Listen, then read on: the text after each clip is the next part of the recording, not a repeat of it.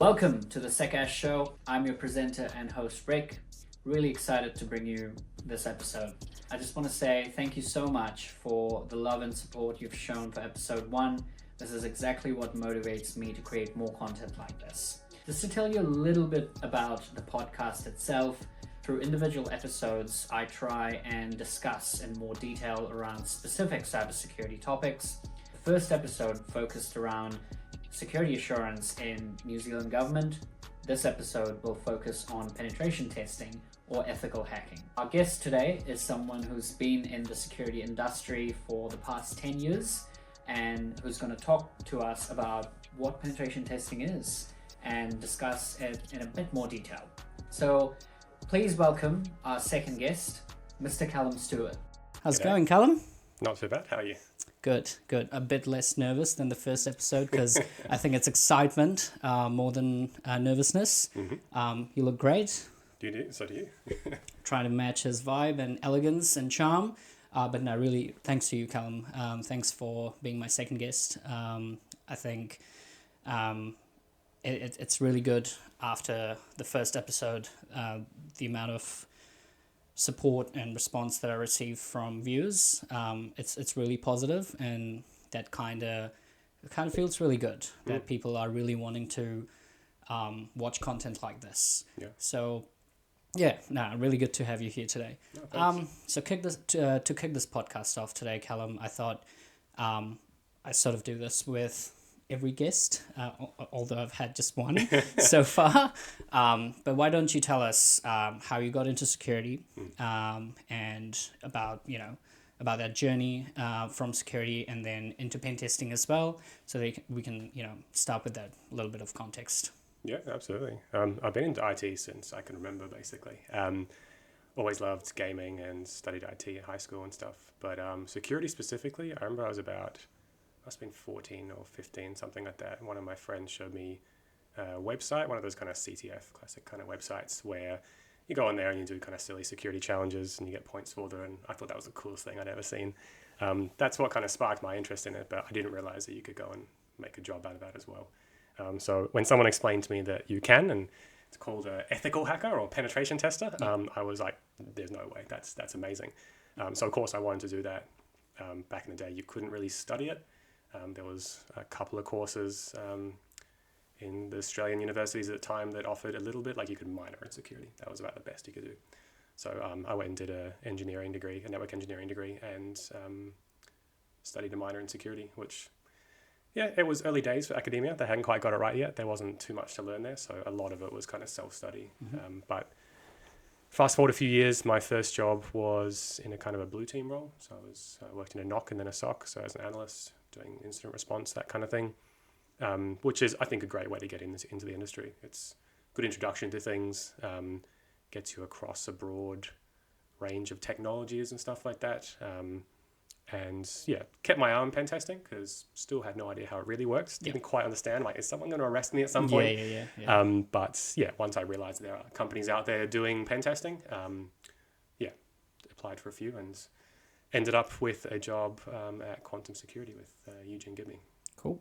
Yep. And I've known you since, I think, 2021, 2022-ish, if I can remember correctly. And it's been, I think, how do you think the market's changed since you started working, say from that blue team role that you had into your first pen test role at Quantum? From then to now, how has the market changed?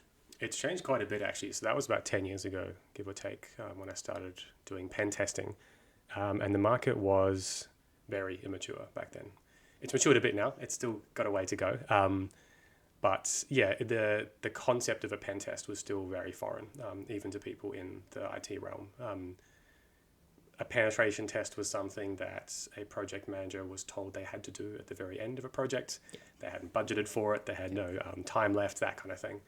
So a lot of our clients initially were almost annoyed that we were there, if that makes sense. And were then often more annoyed when we then handed them a report, which said, okay, some things were wrong. You're going to have to fix them. So yeah, we've seen quite a change in the market from not knowing what security is to kind of getting on board with the fact that it's something you should think about from the very start of a project, or when you're putting together a system or an application, that kind of thing. And yeah, not just that, but the breadth of the industry has grown quite a lot as well. And 10 years ago, there was only a handful of companies that were doing pen testing. And the market for that has changed as well. It's kind of gone from a few small boutique firms that are doing it with maybe a handful of testers each, up to, I guess, what we see now, whereas a lot of the big players have entered the game, either themselves or purchasing some of those boutique firms. So yeah, what we're seeing now is the larger IT firms take it a lot more seriously. No, that's awesome insight, because it's always interesting to think, isn't it, about when and how it started and what's it now, because right now everyone sort of is aware of it, everyone wants it to be done, everyone wants security, and they're very proactive in terms of reaching out, rather than reactive or just doing it for the sake of compliance, or which is great. No, thanks for that introduction, Callum.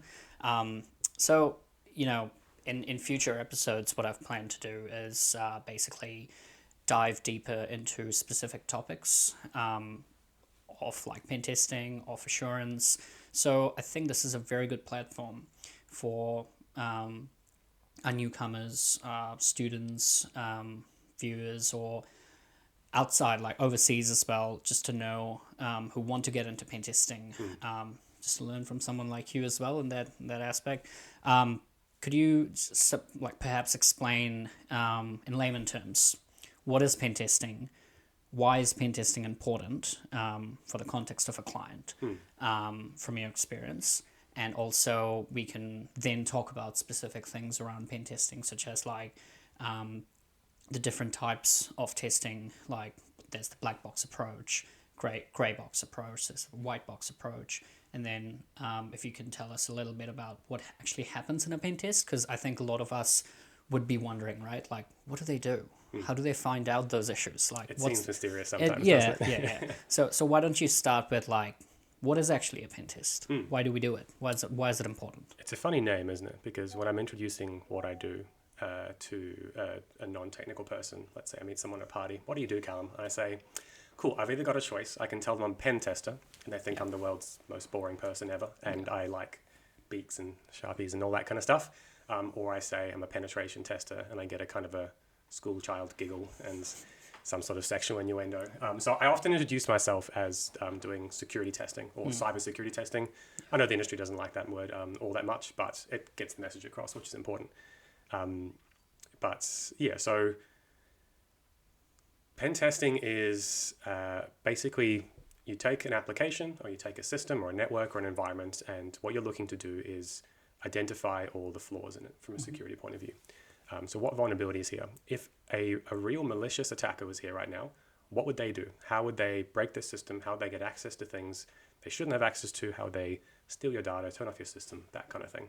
Once you identified the problems, basically you're pointing them out before the bad guys can, with the idea that now someone knows how to fix them.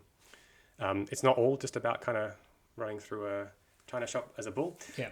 It's about remediating things and giving people recommendations as to how to do that as well. So it's not just breaking things, which is I think what people often get the idea of it. And with like the whole Hollywood thing about hackers, like holographic displays and blue screens, and it's a lot more boring than that when you're doing it. It's just command line and shell, and sometimes just clicking on applications, isn't it?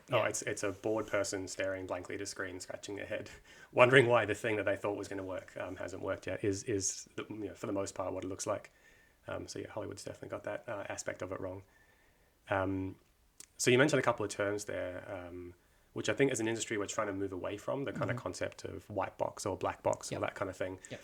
Just that connotation that black equals bad, white equals good, that kind of thing. So we're going for a kind of like a transparent box kind of, we haven't quite figured the right terms out yet. But effectively what you're talking about there is a scale of how much information are you going to give us as the ethical hackers before we go and attack your system. And it depends on what kind of scenario you're testing.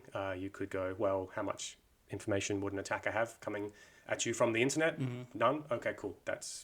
what was traditionally called a black box pen test. Yep. You have no information. They don't give you the code or anything like that. You don't know how the system behind it works, that kind of thing. All the way up to the other end of that spectrum, which is they give you access to everything. You have admin accounts, you have the source code. Yep. You might even have access to a subject matter expert who maybe developed the thing or built the thing. And the idea is you're gaining efficiencies in terms of time. A real attacker might have months or years and a team of people to attack your website. Yep. I might have a week. So it can often help to have the code or someone to talk you through how it works because it just kind of saves that time, makes the testing a little bit more efficient for you. Because there's always that aspect around, oh, you couldn't find any flaws, we're all good. I mean, a real attacker with like heaps of computational power and a team of people who can work on different things simultaneously will or may find a way, which you're paying someone to do it within a week because you have to productionize a system. They may not be able to find that. So I think that's a very valid point that you mentioned over there, and it kind of depends on like what you decide with your clients, right, as to like how they want you guys to approach testing. So what sort of what sort of planning goes in there, like in terms of deciding around how you'll approach an engagement or a pen testing engagement like that? Do you like previously decide with a client? Is there like an agreed scope? Because again, I think someone mentioned previously that an attacker, and I was scrolling through LinkedIn and found this real interesting screen image, let's just call that, with captions. And it was like, an attacker doesn't care about scope. So why do we descope things, and why do we say this is out of scope, so it's not meant to be tested? So in that aspect, obviously, you can go all out, but then again, we have limited time. People have limited budget, so there are constraints in that aspect. Do you want to talk about that, like how that's decided, and then we can jump into perhaps the life cycle? Yeah, the context is normally what determines those kinds of things. Like you said, budget does play into it. Obviously, we can't be sitting there forever. That gets expensive. Scope generally applies to things when you're testing a particular application or a particular website. So our scope might be this exact domain. Cool. You can't go to anything else. You can't go out of scope because that's what's legally written in the contract. Anything else would be actual illegal hacking. So that's when we quite tightly scope things. The kind of engagements where we have more of a blank check, so to speak, their engagements similar to what we call like a red team, or maybe like an internal network penetration test, where it's more like, cool, you've gained a foothold somewhere. Now what can you do with it? And the scope's quite broad. But the context will decide what we end up scoping. And it's not just penetration testing there that will play into that. Sometimes when a client tells me they've developed a new application themselves and they want a penetration test, I'll talk to them about maybe doing a code review along with that as well, because if they've developed the code and no one else has looked at it, it probably pays to have someone to check that out from a security perspective, not just test it blind, like we said in the previous example. So it's, like I said, it's mainly context that will kind of determine what the scope is there. 100%. So with that in mind now, so we've obviously established what is pen testing, right? We've established a little bit around what goes around when you decide how to approach a pen test from your side, deciding with the client. Now say client comes to you, you have decided the scope, you're kicking off a pen test, right? What goes on? What's the life cycle like? So I'll just pick like a web application as an example. So the life cycle typically starts off with some information gathering. So we've been given a scope of a particular application. We need to figure out as much about that application as possible. So often we use things like some scanners, which are dumb tools at the end of the day. They will only find what you point them at. And they're not going to find all the big picture stuff, the business logic kind of flaws. They're just going to find low-hanging fruit. But they give us a bit of information about their application, a bit of all the subdirectories, all that kind of stuff. once you have a bit of information about the system, and there's a little bit of manual gathering there as well. Often if been given credentials by a client or something, you're logging into the application, you're kind of poking around, seeing how it works. From there, basically, you're looking to analyze what the application is doing, because you have to understand it a little bit before you go to break it. And from there, start looking for flaws. So they could be some of your classic kind of OWASP top 10 kind of flaws. So command injection. We'll get to that. We'll get to OWASP top 10 and all the frameworks that there are for pen testing. Just for you to shed some light on that topic as well for people who are looking to know. But yeah, sorry. So you're looking for that initial vulnerability, basically something which will get you a little bit more. And that could be something like a command injection, which now gives you access to something that you shouldn't have access to, such as the underlying operating system, or making the website behave in a way in which the developer wasn't expecting you to get, or potentially more information. So maybe you find something which discloses the version of the software running underneath the website, that kind of thing. So from there, what you're looking to do is move further. So how do I now turn that information or this new feature or function into something else? So that could be I've gained access to a low privilege account. How do I now escalate my privileges to that of an administrative account or a root account? It could be, cool, now I've got a command injection vulnerability. What can I do with those commands? Is it going to give me more information? Is it going to give me access to something else? Can I compromise the underlying host? That kind of thing. From there, what can you do with that? Depends on your scope. If your scope was strictly the application, typically that's it. When you have root access to it or the access to the underlying hosts, you're kind of done. But if you have a bit of a wider scope, such as a red team, what you're looking to do is from that host or from that position, where can I move to from now? Can I get access to other hosts? Have I now got access to an internal network? Can I now see some database that's hosted on the server that wasn't accessed by couldn't be publicly accessed? That kind of thing. So basically you're moving laterally at that point in time. And then there's it kind of splits off from here. There's lots of diagrams you can Google online when you go pen testing lifecycle that kind of make it a circle. But like before, it's really context dependent as to what you do next. Some people say, oh, it's important. I know you gained a foothold about maintaining presence. So how do you do that?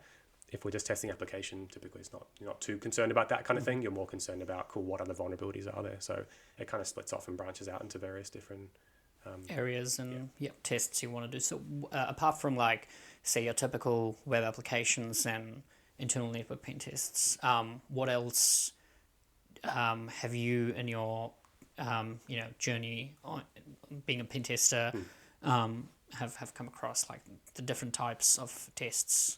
Yeah, and more. So web application tests typically are 50% of the engagement that we do. We do mobile applications as well. Network penetration tests from the external, so someone's public-facing perimeter, internal pen test as well, which can take a variety of different directions as well, depending on how many layers to the network there are. Red team assessment, red team exercise, which takes into account very holistic. It's all those plus the physical, plus the people side of things, anything really. On the network side of things, you've also got things like Wi-Fi testing. Sometimes we get asked to test what we'd call a kiosk, which is what I broadly define as any public-facing computer, basically. Kind of thing that if you go into a fast food restaurant, you've got a touch screen, you can order some burgers, that kind of thing. And then you have, those are all your kind of active testing style engagements. You've also got the more kind of review style engagements. So someone might give you a device, say it's a laptop, and they're looking to, or a mobile phone, they're looking to deploy it as a fleet to their staff. They're not so concerned about someone doing hacking using it, but they are concerned about just checking the configuration, making sure they've actually locked it down. So it's kind of configuration review style activities, which you can do to any device that has any configuration, which is pretty much any device. Right? It could be a firewall or router or something. And then you've got things like code review. I mentioned that before. If you developed code, generally it's a good idea to be getting that reviewed from a security perspective. And also taking a bit of a step back and looking at things at a bit of a high level. Things like just reviewing the security design of something as well. So if you're implementing a new network, creating a new application, before you even put pen to paper, so to speak, or fingers to keyboard, it's basically getting someone who's a security expert to take a look at what are you doing? Is it a good idea to do it this way? How are you designing it? Because you can make it a lot cheaper to fix things at that point than waiting. Doing everything, and then in the end coming up with like 100 criticals. Yeah, And exactly. yeah. So a lot easier to fix if you Yeah. catch it earlier. So we certainly recommend doing those kind of things before. A pen test does come throughout the life cycle of software, and especially at the end as well. But there's definitely things you can be doing in the security realm before you get to that stage. In the context of New Zealand government, because our last episode was around assurance and government, around how they align themselves to the NZ SIM using like a process known as the certification and accreditation. How does a pen test fit in with that context? Does it go along with the C&A process, or does it go after? Like what happens there? What's the best way of doing it? Yeah, certainly alongside. So a lot of the concept behind C&A that you mentioned before is continuously improving security. It's not kind of just cool, we did security that one time. We can turn it off Compliance now. check. Yeah, done. Yeah. So yes, of course, you definitely do things like penetration testing along the way. An important part of C&A, so let's say you're doing C&A across a new system or application, that kind of thing, is to validate, have all the checks and balances been done from a security perspective? Have you done everything you should be doing? Have you done your due diligence, basically, from a security perspective? And part of that, like I said before, if you're developing code, you should have had someone look at it from a code review perspective. If you're creating a new app and you're letting people access that, you should do a penetration test of that.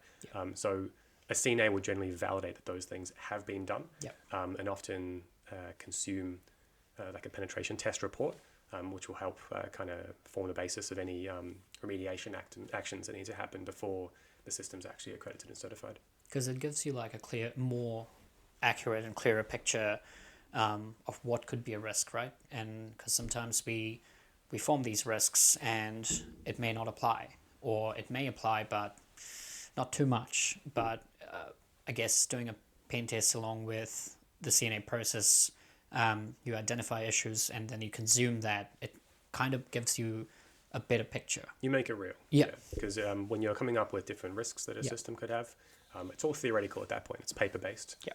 And hopefully it's before the system's actually been made. But yeah, when you go to audit controls and sort of put penetration testing in that kind of category, you're turning over stones at that point. You're actually seeing what's real, and it's no longer a theoretical risk. It's like, oh no, there is actually an issue here. Cool. I think that's really good context again, because a lot of people would probably wonder who are in that client space, who are in the project space, around what exactly goes on, why certain things are done the way it is, why can't you just do it one way, why is it so complicated? Because it's meant to be from an attacker's perspective, right? You're trying to emulate that, and doing that is complicated itself, and that too in a very short amount of time.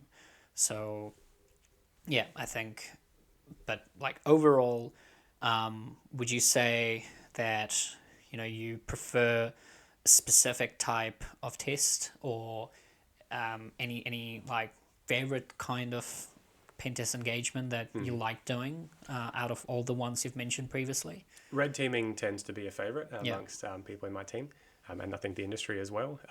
Everyone has their own different interests and hobbies, though. Plenty of people are interested purely in mobile applications, and they don't really want to sit there all day testing networks. That's fair enough. So, across the board, I'd say red teaming is the most interesting one to me, just because it's so broad in its scope. It just makes it one of the more realistic tests. Because you can get like as creative as possible, starting from a physical security perspective to social engineering. You can pretty much just do anything you like, and then what's the end goal? Like, does it purely depend on what you've agreed with, or is it the scope broad enough to sort of allow you guys to decide where it ends? It's kind of up to us to decide where it ends, but like I was saying before, the context is important. Often you talk about a lot of corporations are running a Microsoft kind of network. They've got Active Directory, that kind of thing. So gaining domain admin is often talked about as kind of, that's the keys to the kingdom you've won. I always try to discuss some more specific objectives with clients when we're scoping red team activities. Just because, that's great. We got domain admin. Cool. You could probably do anything from there. But I try to get them to say, cool, that's the keys to the kingdom. What is the kingdom? What's the kingdom protecting? What's the point of the kingdom? Yeah. Because at the end of the day, we're doing security often for people who don't necessarily understand security, or at least not to the technical level that we know it. So to make it real for them, to give them that real kind of business impacts, the kind of like, how's this going to affect me at the end of the day? If you tell a not particularly technical client, oh, we got domain admin, you might get a blank stare. You might go, okay, cool, What? good for Cool. you. Yeah. Yeah. So Yeah. I think explaining it to them and making it real. So for example, if they're an organization that's very data driven, and so there's like a central database, that's their actual, their goal, that's their business. I try to go, cool, well, yeah, we got domain admin and we can probably compromise everything else from this point in time. Let's go. Let's include that one thing. Let's get an excerpt from that database to prove that we've been able to compromise it, or something like that. That's just one example, but that just makes it that much more real for clients. And I think that's kind of getting that light bulb moment is quite important for them. Yep. And kind of value add as well, right? Apart from like a tick box exercise that, we did a pen test, it's fine. Rather than that, it's about, again, using your experience and your skills for the benefit of them, because other people, like actual attackers, can think that way and think what's actually important or critical to the business, and then target those applications, or which I think is quite key in any sort of engagement, like including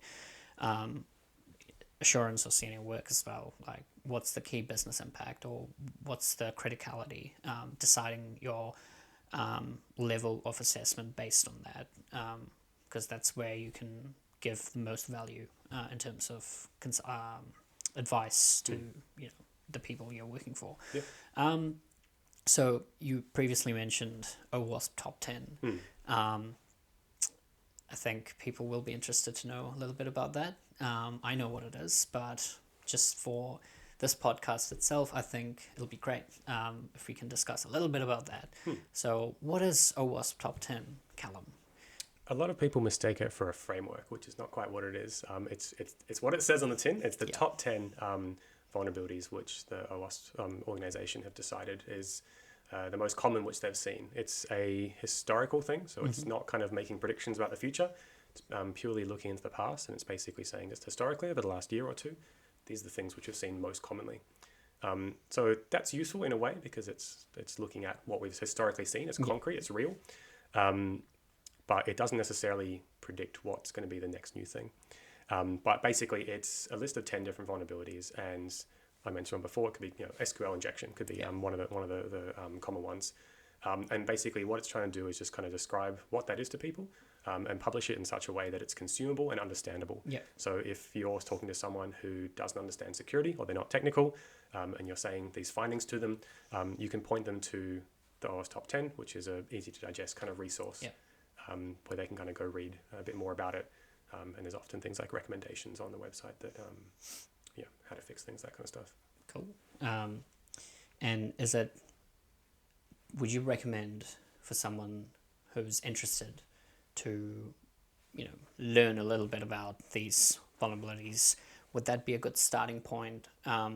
Especially if you want to, if your organization is consuming an agency, a supplier pen test report for a network engineer or a project manager, to have a look at OWASP top 10 to try and understand how those vulnerabilities can actually affect the applications. Would you recommend them to go and have a read? Yeah, certainly, especially if they're kind of struggling to understand what the findings are. It is specifically like web vulnerabilities, so it's not going to tell you everything about your network, that kind of stuff. But it's certainly a good starting point. It's not the be all end all, that said. It's just one of the many resources out there. It's just become so well known that I think people kind of default to it, which is it's nice to have. No, 100%. Cool. So we've talked about. Sorry, I'm just trying to go back and trying to build a picture around what we've created so far. We talked about what pen testing is. We talked a little bit about Lifecycle. We talked about different types of pen tests. We talked about OWASP top 10. I think it's a very good opportunity now to talk about what you actually need to be a pen tester in 2024. So do you want to talk about those foundational things first? And then we can perhaps jump into your tips around what are some of the technical things people should focus at, what are some of the soft skills from a consultancy perspective as well. So yeah, we can start with that. Yeah, certainly. It's interesting because when I started off, like I said before, there was, you could minor in security and that's it. So coming in from the academic space, there wasn't a whole lot there. So most of the pen testers hadn't come from tertiary education, basically. But the assumption was that you do have to know a lot about IT first. The interesting thing about security and pen testing specifically is you're very much a generalist. You have to know the 101 of a lot of things. To the point where it can be difficult to specialize because you're expected to know, so much.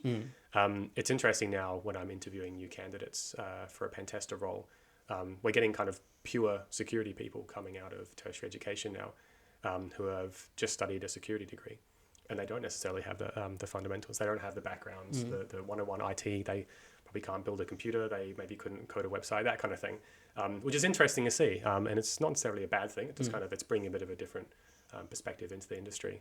But yes, traditionally, the people who would be getting into pen testing, they'd come from a software engineering background or a network engineering background, that kind of thing. And I don't mean in the academic space, like I said before, that didn't really exist. So it would often be, it would more often than not be self-taught. You're getting a sort of a blend of people these days. But yeah, traditionally that was the way to get into it. It was to understand computers and how they work and how to program them first.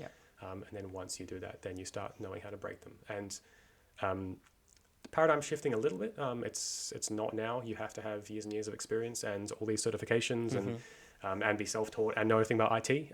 It's more just to get started in the industry. I'm looking for, are you keen? Are you good at learning? Because you're going to be taking on so much information. Being able to learn quickly is probably the number one thing that you have to be able to do. And that means we naturally attract curious people. People who just want to know how things work and then how to break them. And they're very good at picking up lots of different topics as they go. I heard someone the other day say, I don't know if I'm going to be good at this pen test. I've never done one of these before. And they were talking about a particular technology. And the feedback I had for them was, I've very rarely done a pen test where I know every single piece of it already. I know the entire technology stack. I've talked to all the vendors before, that kind of thing. I'm often learning something new, and I've been doing it for 10 years now. So there's not really such a thing as knowing it all in the security realm, which is interesting. Awesome. And in terms of like certifications, you mentioned a few key points there about college degrees, coming from like pure cybersecurity degrees, and doing that. So in terms of actual pen test certifications, there are things like OSCP. Obviously, there's new ones from TCM Security, PNPT, some Hack the Box Academy certifications as well. So for someone looking to get started in a career in pen testing in 2024, obviously web is very common, web app pen tests. Would you suggest the pathway of being good at web app pen testing through like CTFs, through Portswigger, these sort of avenues, or more sort of like a traditional know your Linux, know your network, and that sort of pathway? What do you suggest for them? Yeah, I mean, if you're just trying to get a job in pen testing as quickly as possible, web's a very good place to start. But honestly, my advice is, and it's corny, but follow your heart. Basically, pick what you're actually interested in, and that's the thing that's going to come easiest to you, because chances are you already have a bit of background knowledge in it, and it's something that's just going to be the easiest for you to pick up. The game has changed these days. I'm no longer scanning resumes for like what uni degree. Well, I mean, to be honest, I was never looking for what uni degree someone had. It's a lot more about certifications these days. But honestly, if I'm even for an entry level role, I'm not even looking for necessarily experience. If I'm looking to take on an intern, someone maybe straight out of high school or uni, or they're trying to change industries, I'm looking for, have they demonstrated their interest? Because like I said before, you have to be curious. You have to be able to pick up information quickly. So what I'm more looking for is, have you done something in your own time which demonstrates that you're keen and you're passionate for this? You mentioned something like Hack the Box before, or Portswigger Academy. Those kind of things are great because that demonstrates that you're interested, and they're also great learning tools as well. So when it comes to having a chat with someone, I can be like, oh, you mentioned here that you've done some of Portswigger Academy. Tell me about one of the labs you did recently.